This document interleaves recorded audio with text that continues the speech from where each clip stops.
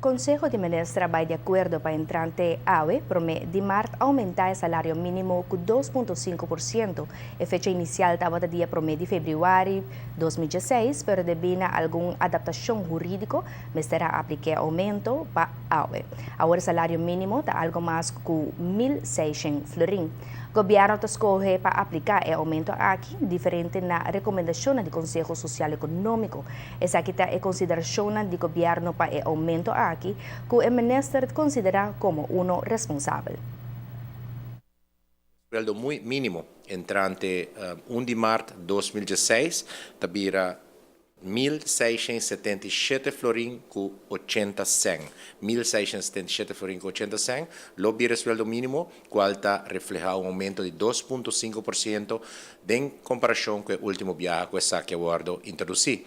Maneira de conhecer, manejo de governo, está dirigir riba tour e cidadão de nossa sociedade.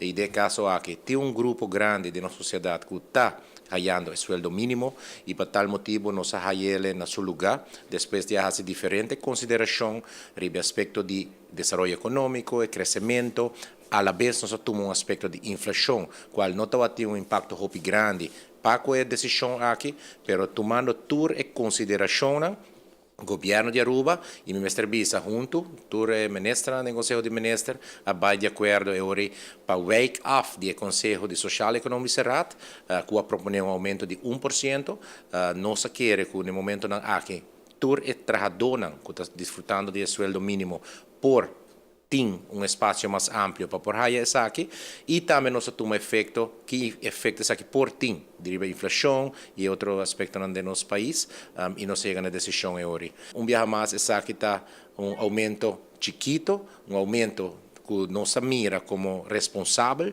para não criar outro efeito na nossa sociedade, pero entrar para tur comerciante, para tur empregador, ter na conta que entre entrante 1 de março e sueldo mínimo aumentar na Aruba.